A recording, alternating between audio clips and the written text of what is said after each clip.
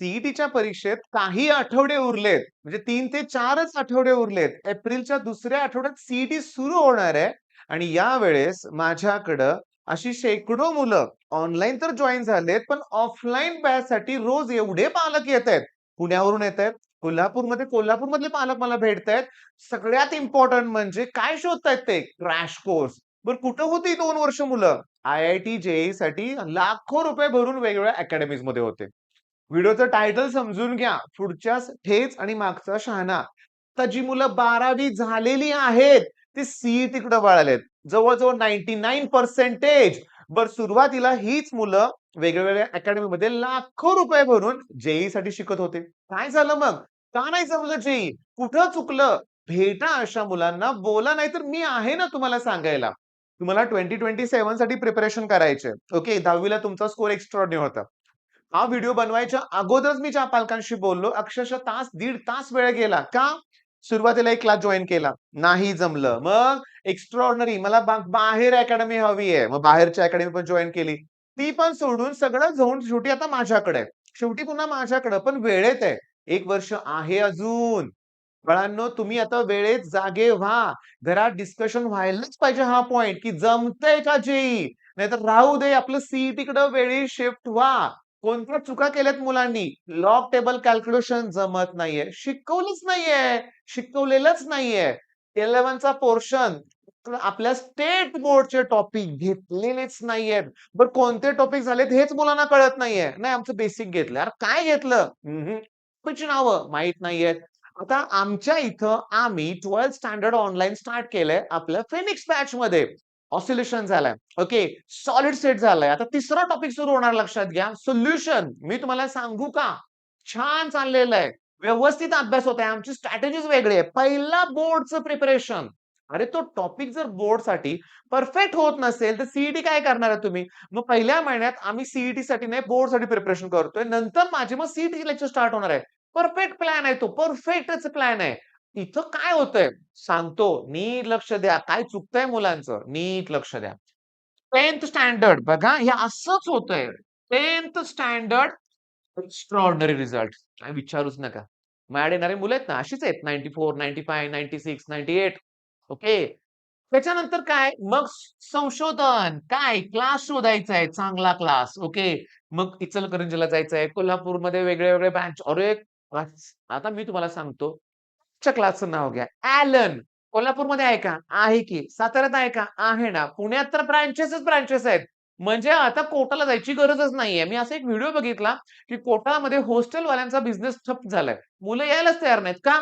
तर कोटातलेच resonance, Allen अजून बरीचशी नावं आहेत बरं का, ज्यांच्या आता मोशन हे टॉपचे क्लासेस आहेत. तुमच्या शहरात आता कोल्हापूरमध्ये पण मोशन आहे, पुण्यात पण मोशन आहे, सगळीकडे मोशन आहे.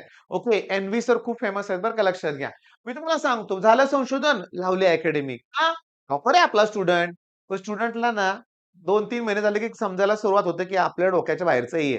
जमेना झालंय. होय, फॅकल्टीशी जमत नाहीये किंवा असं ही पहिली गोष्ट बरं का. दुसरी गोष्ट असं होतंय, जमलंय की फॅकल्टी जमल्या, छान आहेत. गेल्या सोडून फॅकल्टी. YouTubeवर एक व्हिडिओ आहे बरं का. मुलाची भाषा जरा खराब आहे त्याच्यामध्ये लक्षात घ्या म्हणजे. पण त्यानं प्रॉपर सांगितलंय. कोटाला स्टुडंट होता तो. ओके. आकाशमध्ये होता. ओके. आणि त्यानं सांगितलंय कसं माहितीये का? जुना व्हिडिओ आहे बरं का. कोव्हिडच्या काळातला व्हिडिओ आहे. पण आकाशमध्ये ठीक-ठाक चाललं होतं म्हणला तो. पण अचानक काय झालं? गेला क्लासमध्ये सगळी मुलं पळतायत इकडं, तिकडं, तिकडं. काय झालं? तर सगळी गेली ॲलनला. म्हणजे आकाशच्या सगळ्या फॅकल्टी गेल्या कुठं? ॲलनला म्हणूया आपण. म्हणजे त्या व्हिडिओतला आहे तो तुम्हाला सांगतोय. मग सगळे तणावात, की आकाशमध्ये आंदोलन नाही आम्हाला त्याच फॅकल्टीज पाहिजेत. मग आकाशची मॅनेजमेंट काय म्हणते, "उनको जाने दो, इनसे बेहतर लाके देंगे आपको." अरे तिथंच नाही सगळ्या ठिकाणी हाच प्रकार होतोय. आणि सगळ्यात महत्त्वाचं म्हणजे तुम्हाला मी सांगतो, सगळ्यात इम्पोर्टंट, की यात मुलांचं खूप नुकसान होतंय. बरं झालं, जाऊ दे. आपल्याला ठेच लागलेली आहे. म्हणजे मी तुम्हाला सांगतो, म्हणतोय ना आपण, झालंय. आता हे तर जाणीव झाली का तुम्हाला, की नाही जमलं. फॅकल्टी वगैरे सगळ्या प्रॉब्लेममध्ये गेली 11th. आता 12th आणि 12thला मी सांगितलेला पॅटर्न जर फॉलो केला तरच यश मिळेल बाळांनो. पॅटर्न एका मिनिटात सांगतो. सगळ्यात महत्वाचं की कन्सेप्ट.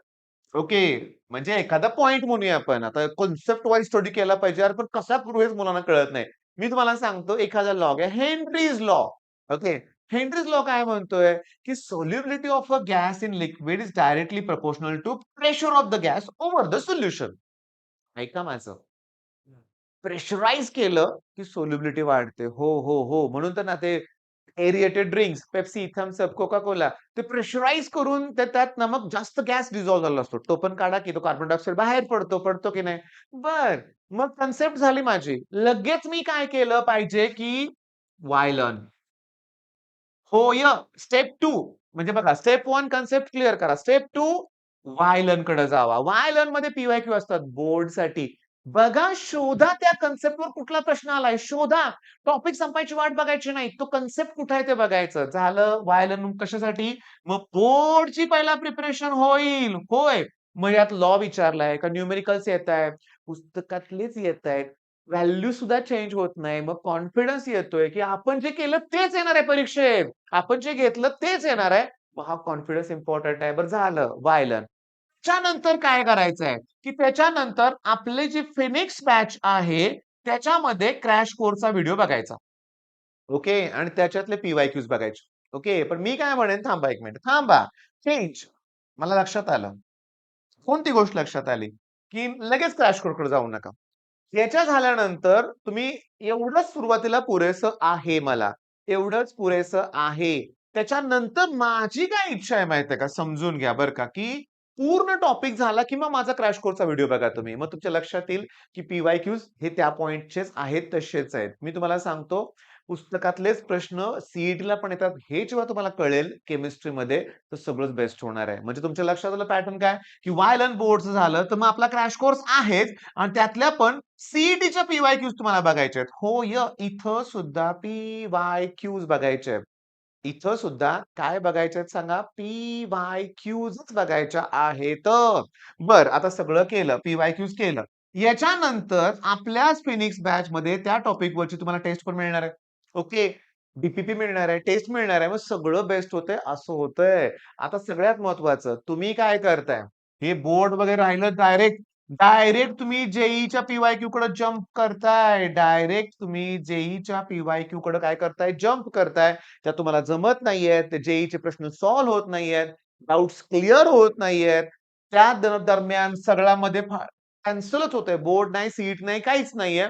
आणि प्रॉब्लेम कुठे स्टार्ट होतो माहितीये का? आता तुम्ही एन्जॉय करताय. चाललंय, चला ठीक आहे. आणि क्लासच्या टेस्ट तुमच्या मॉड्यूलवर बेस्ड असतात. त्यामुळे तिथं पण स्कोर तुमचा चांगला होतोय.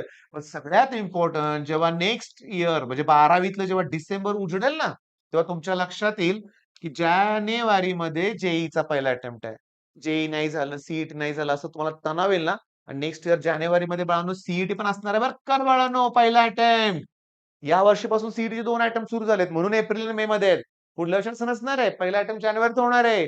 मग तुमचा सप्टेंबर पर्यंतच पोर्शन संपवायचा प्लॅन असला पाहिजे आणि आपल्या फिनिक्स बॅचमध्ये ते होणार आहे. तुम्ही या नंबरवर कॉल करून आम्हाला स्टडी प्लॅन विचारू शकता. आमचा सगळाच पोर्शन सप्टेंबर एंड पर्यंत ऑक्टोबर जास्तीत पहिला आठवडा फिनिशच करायचा आहे. का?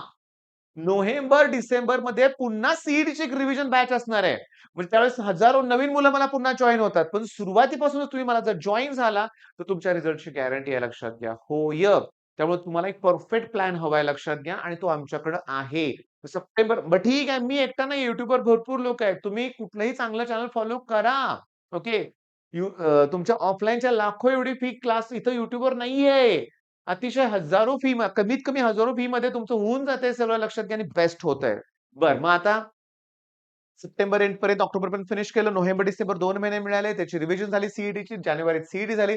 जानेवारीनंतर पुन्हा बोर्डच्या प्रिपरेशनसाठी वेळ मिळतोय. बोर्डची एक्झाम झाली. एवढं झाल्यानंतर पुन्हा सीईटीचा सेकंड अटेम्प्ट येणार आहे. त्यात नुसत्या मॉक टेस्ट देणार आहे तुम्ही. कारण सगळं अगोदरच फिनिश केलंय. आणि जानेवारीत जेव्हा बाकीच्यांचा अभ्यास नसणार आहे, तेव्हा तुम्ही इतरांच्या पुढे असणार आहे. पुढे जायचंय का नाहीये? जायचं असेल तर कॉल करा. बोला आमच्या टीमशी आणि फिनिक्स बॅच ही तुम्हाला पर्चेस करायचीच आहे. लक्षात घ्या, करायचीच आहे. गेली 7 वर्ष 7वं वर्ष आहे. आता फिनिक्सचं 8वं वर्ष आहे. ओके. क्रॅश कोर्सचं 7वं वर्ष आहे. तुमचा क्रॅश कोर्स हा 8व्या वर्षाचा असणार आहे. हजारो 15,000 पेक्षा जास्त मुलांनी कोर्स घेतलाय. त्यातल्या हजारो मुलांचा रिझल्ट चांगला लागलाय. सी पी सगळ्या ठिकाणी आपली मुलं आहेत. आता बऱ्याच जणांचं प्लेसमेंट झालेलं आहे. गेल्या 7-8 वर्षाचा हा रिझल्ट आहे. आणि तुम्हाला पण चांगला रिझल्ट लावायचाच आहे. ओके. पहिली गोष्ट म्हणजे आता 12वीत जाताय ना तुम्ही, तर पहिला तर ॲप डाउनलोड करा. लिंक डिस्क्रिप्शनमध्ये इमिडिएटली चेक करा. पण करायचंय काय? ॲप डाउनलोड करताना सांगतो. मी तुम्हाला लॉगचे व्हिडिओ फ्री प्रोव्हाईड केलेत. पुन्हा फिजिक्स, पुन्हा केमिस्ट्री, मॅथ्सचे थेरम अरे सगळं फ्री प्रोव्हाईड केलंय.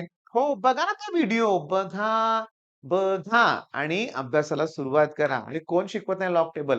आपण डिटेल घेतलंय. डिटेल घेतलंय लक्षात घ्या आणि ह्यात मला तुम्हाला एक्सपर्ट बनवायचंच आहे. मग आमच्याशी जॉइन व्हा.